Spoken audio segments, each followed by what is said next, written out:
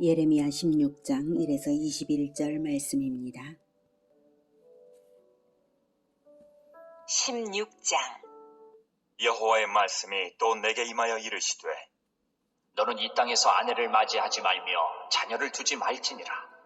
이곳에서 낳은 자녀와 이 땅에서 그들을 해산한 어머니와 그들을 낳은 아버지에 대하여 여호와께서 이와 같이 말씀하시오니 그들은 독한 병으로 죽어도 아무도 슬퍼하지 않을 것이며 묻어주지 않아 지면의 분토와 같을 것이며 칼과 기근에 망하고 그 시체는 공중의 새와 땅의 짐승의 밥이 되리라.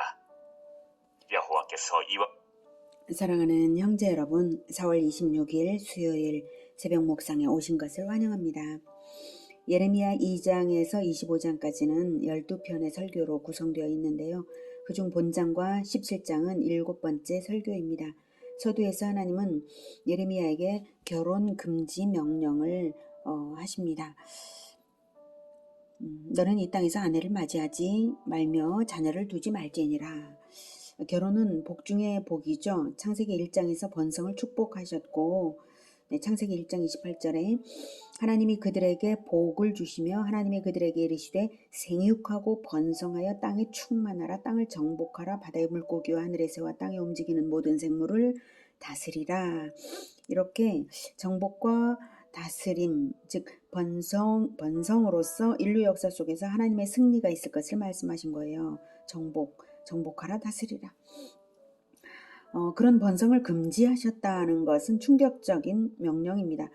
하나님은 인류 역사 속에서 악인들의 번성조차도 금지하신 적이 없습니다. 그런데 선지자에게 그런 명령을 하시다니요. 네, 결혼이 절대로 축복이 될 수 없는 상황이 있을 것이라는 메시지죠. 네, 그래서 그런 명령을 하신 것이죠. 환란이 임하게 될 것을, 유다에 큰 환란이 임하게 될 것을 시사하는 것입니다. 사도 바울도 고린도전서 7장 26절에 내 생각에는 이것이 좋으니 곧 임박한 환란으로 말미암아 사람이 그냥 지내는 것이 좋으니라 라고 로마 제국의 대박해가 많은 순교자를 내는 극한적인 것이 될 것이기에 그런 말을 한 적이 있습니다. 이런 것들은 이제 특수한 역사 상황에서 그런 것이지 인류 역사 전체의 일반화해서는 안 됩니다. 결혼금지 명령 또는 결혼금지 이게 인류 역사 전체에는 결코 일반화될 수 없는 거예요. 아무튼 3, 4절에 그 분명한 이유를 말씀하십니다. 사람들이 무더기로 죽을 것을 알리십니다.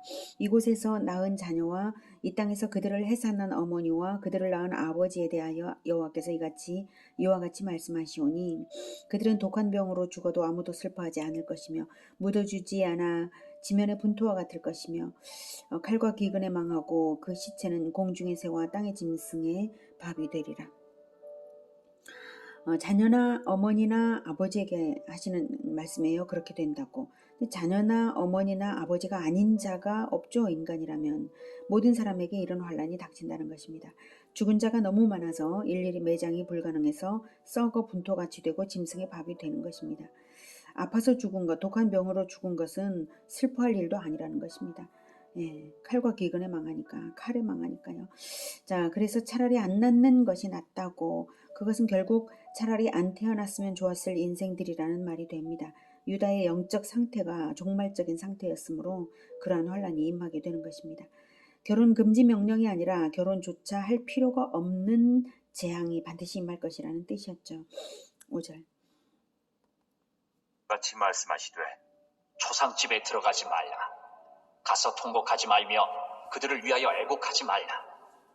내가 이 백성에게서 나의 평강을 빼앗으며 인자와 사랑을 제함이라. 여호와의 말씀이니라. 큰 자든지 작은 자든지 이 땅에서 죽으리니 그들이 매장되지 못할 것이며 그들을 위하여 애곡하는 자도 없겠고 자기 몸을 베거나 머리털을 미는 자도 없을 것이며 그 죽은 자로 말미암아 슬퍼하는 자와 떡을 떼며 위로하는 자가 없을 것이며 그들의 아버지나 어머니의 상사를 위하여 위로의 잔을 그들에게 마시게 할 자가 없으리라. 네, 초상집에 들어가지 말라. 너무 당연한 명령이죠. 온 나라가 큰 자든지 작은 자든지 이 땅에서 죽으리니 그들이 매장되지 못할 지경인데 어느 초상집에를 간단 말인가요? 그래서 이것은 명령이 아니라 반드시 그렇게 된다는 뜻입니다. 여러 가지 조상 행위들이 나열되고 되면서 강조되고 있는데 그런 조상 행위들이 다 없을 것이라고 전국적인 재앙임을 강조하고 있습니다. 자기 몸을 베거나 머리털을 미는 자도 없을 것이다. 이 말은 우상숭배적인 조문 문화였는데요. 그런 것들이 그만큼 우상숭배가 만연했었음을 알 수 있도록 그런 것도 언급하시며 표현하고 있습니다. 8절. 너는 잔치집에 들어가서 그들과 함께 앉아 먹거나 마시지 말라. 만군의 여호와 이스라엘의 하나님께서 이와 같이 말씀하시니라. 보라, 기뻐하는 소리와 즐거워하는 소리와 신랑의 소리와 신부의 소리를 내가 내 목전, 내 시대에 이곳에서 끊어지게 하리라. 네, 초상집에 가지 말라는 명령과 동일한 의미로 잔치집 역시 가지 말라는 것은 명령이라기보다는 더 이상 방문할 잔치집이 존재하지 않게 하실 것을 강력하게 표현하시는 것입니다. 결혼 금지를 말씀하신 것과 동일한 맥락입니다. 자, 그러니 이런 예언을 예레미야 혼자 듣고 생각만 하라고 주시는 것이 아니라 백성에게 전하라고 주신 것인데요. 이런 예언을 전할 때에 백성들의 반발을 당하지 않을 리가 없죠. 내가 이 모든 말로 백성에게 말할 때에 그들이 내게 묻기를 여호와께서 우리에게 이 모든 큰 재앙을 선포하시면 어찌 됨이며 우리의 죄악은 무엇이며 우리가 우리 하나님 여호와께 범한 죄는 무엇이냐 하거든. 너는 그들에게 대답하기를 여호와께서 말씀하시되 너희 조상들이 나를 버리고 다른 신들을 따라서 그들을 섬기며 그들에게 절하고 나를 버려 내 율법을 지키지 아니하였습니다. 너희가 너희 조상들보다 더욱 악을 행하였도다. 보라, 너희가 각기 약한 마음의 완악함을 따라 행하고 나에게 순종하지 아니하였으므로 내가 너희를 이 땅에서 쫓아내어 너희와 너희 조상들이 알지 못하던 땅에 이르게 할 것이라. 너희가 거기서 주야로 다른 신들을 섬기리니 이는 내가 너희에게 은혜를 베풀지 아니함이라 하셨다 하라. 유다 사람들은 큰 재앙을 선포하시는 이유가 뭐냐, 우리 죄악이 무엇이냐고 자기들이 죄인인 줄을 모릅니다. 그것 자체가 죄인이라는 증거가 아닐 수 없죠. 자기가 죄인인 줄을 모르는 그 죄를 지금껏 마음껏 행해왔던 것이죠. 인간이 원래 죄인인데 율법을 받아놓고도 그 깊은 뜻을 배우지를 않으니 죄인 줄 모르고 죄악을 늘 저지르고서 이런 소리를 하는 것입니다. 조상적부터 이미 글렀기 때문에 벌어지는 일입니다. 그래서 12절에 너희 조상들보다 더욱 악을 행하였도다 라고 하시는 것입니다.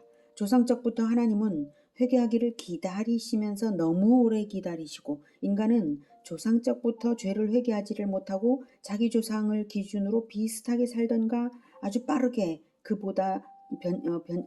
변질되면서 그보다도 못하게 살면서 조상을 기준으로 그보다 별로 죄짓지 않았다 하고 자족하며 살았으니 더욱 썩어가는데도 스스로 알지 못했던 것입니다. 하나님은 너무 오래 기다리시고 인간은 너무 빨리 변질되고 마는 것이죠. 기준이 없어져 버려서 그런 것입니다. 기준은 오직 우리 주 예수 그리스도이십니다. 구약 시대에는 그리스도의 법도가 율법에 있으니까 기준은 율법입니다. 근본 죄인인 인간들은 율법을 기준으로 날마다 새로워져야 하는 것입니다. 그러므로 날마다 회개하며 자기가 죄인임을 인정하며 살아야 하는 것이지 우리의 죄악은 무엇이냐 고 말할 근거가 하나도 없는 것입니다. 그런 말 자체가 우리는 심각한 죄인이다 라고 하는 것을 증명하는 것이죠. 그래서 이제 다른 신들을 어디 마음껏 섬겨봐라. 이제까지는 은혜를 베풀었으나 다시는 너희에게 은혜를 베풀지 않겠다라고 하십니다. 그러니 우리가 성경 교육을 어릴 적부터 자녀들에게 부지런히 가르쳐야 하고요. 늘 회개하는 태도를 보여야 하는 것입니다. 과거를 통해서 배울 줄 아는 것이 지혜입니다. 인간의 한계가 그것입니다. 하나님은 과거를 통해서 배울 필요가 없으신 완전하신 분이신데 인간은 죄인이므로 과거를 통해서 배우지도 못하면 소망이 없는 인간이죠. 두 가지가 반드시 필요합니다. 완전하신 하나님을 의지하는 것과 과거를 통해 배우는 것입니다. 과거를 통해 배우되 과거가 모든 것을 가르쳐 주지는 못하는 것이므로 미래도 알아야죠. 하나님이 알려주시는 미래를 알아야 과거에 비추고 그리스도의 기준을 따르며 미래를 품고 사는 것입니다. 그래서 두 가지, 과거를 통해서 배우고 하나님을 의지하는 것, 이 두 가지가 꼭 필요한 것이죠. 하나님을 의지하여서 의지함으로써 그리스도의 기준을 따르고 미래를 품을 수 있기 때문이죠. 자, 그래서 유다 사람들에게도 미래를 알려주십니다. 14절. 여호와의 말씀이니라. 그러나 보라, 날이 이르리니 다시는 이스라엘 자손을 애굽 땅에서 인도하여 내신 여호와께서 살아계심을 두고 맹세하지 아니하고 이스라엘 자손을 북방 땅과 그 쫓겨났던 모든 나라에서 인도하여 내신 여호와께서 살아계심을 두고 맹세하리라. 내가 그들을 그들의 조상들에게 준 그들의 땅으로 인도하여 드리리라. 네, 세월이 흐르면 북방 땅 바벨론에서 돌아오게 하겠다고 하십니다. 70년 후의 일을 말씀하시는 것입니다. 과거에 출애굽의 기적을 체험했던 때에는 출애굽을 시키신 하나님이 살아계시다라고 하면서 그 하나님의 이름으로 맹세를 했는데 똑같은 일이 북방 땅에서 해방되는 역사로 나타나게 될 것이라는 말씀이죠. 그러면 그 70년 후에는 바벨론에서 우리를 해방시킨 하나님의 살아계심을 두고 맹세를 하게 될 것입니다. 이 말씀을 믿은 자들은 바벨론 포로기를 잘 견뎌내고 귀환하게 되는 것이죠. 70년 후에 귀환 자들이 그런데 불과 5만 명밖에 되지 않은 것을 생각해 보면 남은 자들은 많지 않아요. 200만 명이 넘던 이스라엘이 대부분 다 끊어진 것이잖아요. 하나님은 그 남을 자들을 위해 이 미래를 미리 알려주시는 것입니다. 그러므로 지금도 예수님 다시 오실 때를 기다리도록 재림의 예언을 우리에게 알려주셨죠. 이미 미래에 대한 우리가 알아야 할 모든 것은 다 성경에 다 있습니다. 이 예언조차도 믿지 않는 사람들은 마지막 때에 남은 자가 될 소망은 없어요. 미래의 구원의 완성을 바라지 못하는 사람들은 결국 심판을 피할 줄을 모르기 때문입니다. 16절. 여호와의 말씀이니라. 보라, 내가 많은 어부를 불러다가 그들을 낫게 하며 그 후에 많은 포수를 불러다가 그들을 모든 산과 모든 언덕과 바위 틈에서 사냥하게 하리니 이는 내 눈이 그들의 행위를 살펴보므로 그들이 내 얼굴 앞에서 숨기지 못하며 그들의 죄악이 내 목전에서 숨겨지지 못함이라. 내가 우선 그들의 악과 죄를 배나 갚을 것은 그들이 그 미운 물건의 시체로 내 땅을 더럽히며 그들의 가증한 것으로 내 기업에 가득하게 하였습니다. 많은 어부, 많은 포수, 이것은 바벨론 군대가 거듭해서 유다 백성을 샅샅이 찾아내어서 사로잡아갈 것을 비유하여 말한 것입니다. 17절에 이는 내 눈이 그들의 행위를 살펴보므로 그들의 죄악이 내 목전에서 숨겨지지 못하기 때문이다 라고 하십니다. 유다 백성들이 우리 죄가 무엇이냐라고 따졌잖아요. 그래서 이렇게 샅샅이 뒤져서 잡혀가게 되는 것입니다. 결코 죄가 감추어지지 않음을 역사적인 체험으로 나타나게 되는 것이죠. 그들이 그 미운 물건의 시체로 내 땅을 더럽히며 라고 18절에 그 미운 물건의 시체는 우상의 제단에 드려진 짐승 제물이나 인신 제사를 말합니다. 그 죄악의 대가를 배나 갚을 것이라고 하십니다. 배나 갚을 것이다. 이것은 완전한 심판을 하시겠다는 것입니다. 결코 조금도 저감되지 않을 것이라는 뜻입니다. 그렇다면 결과적으로 역사 속에서 하나님의 백성이 너무 극소수가 돌아오잖아요. 그래서 줄어들기만 하는 것인가? 하나님의 백성은 역사 속에서 하나님은 실패만 그러면 거듭하시는 게 아닌가? 이런 생각을 하게 될 때에 예레미야는 오히려 먼 미래를 내다보고 이렇게 말합니다. 19절. 여호와 나의 힘, 나의 요새, 환난 날의 피난처시여 민족들이 땅 끝에서 죽게 이르러 말하기를 우리 조상들의 계승한 바는 허망하고 거짓되고 무익한 것뿐이라. 사람이 어찌 신 아닌 것을 자기의 신으로 삼겠나이까 하리이다. 여호와께서 이르시되 보라, 이번에 그들에게 내 손과 내 능력을 알려서 그들로 내 이름이 여호와인 줄 알게 하리라.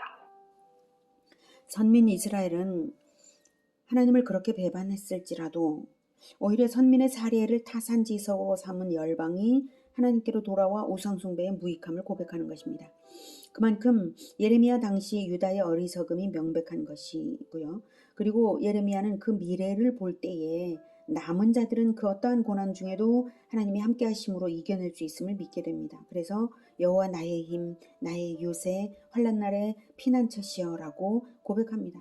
남은 자들이 돌아오는 것이 열방의 돌아옴을 배태하는 것이니까 하나님은 이스라엘의 실패를 통해서 열방의 돌아옴을 오히려 꿈꾸고 계신 것입니다. 그러니 이 남은 자들이 아주 중요하죠. 그래서 남은 자들의 확실한 피난처요 요새가 되어주실 하나님이십니다.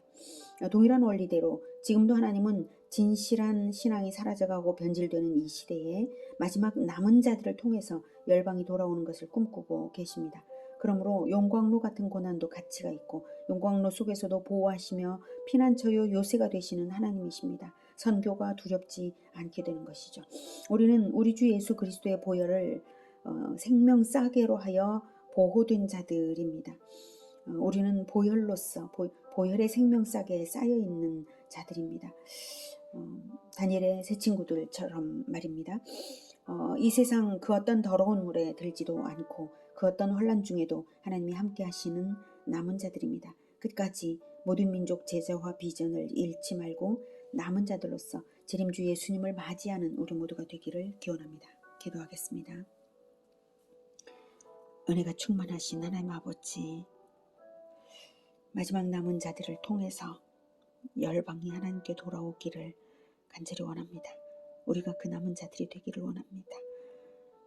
열방이 하나님께 돌아오도록 우리의 피난처 되신, 우리의 요새 되시는 우리 주 하나님을 증거하게 하여 주시옵소서. 그 어떤 환난도 우리 주님의 생명 싸게 안에서 우리가 평안을 누리며 하나님의 뜻을 이루어 드릴 수 있다고 믿게 됩니다. 하나님, 우리를 붙들어 주시옵소서.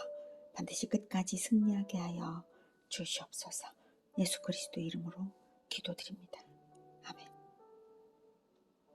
이어지는 시간은 개인 기도 시간입니다.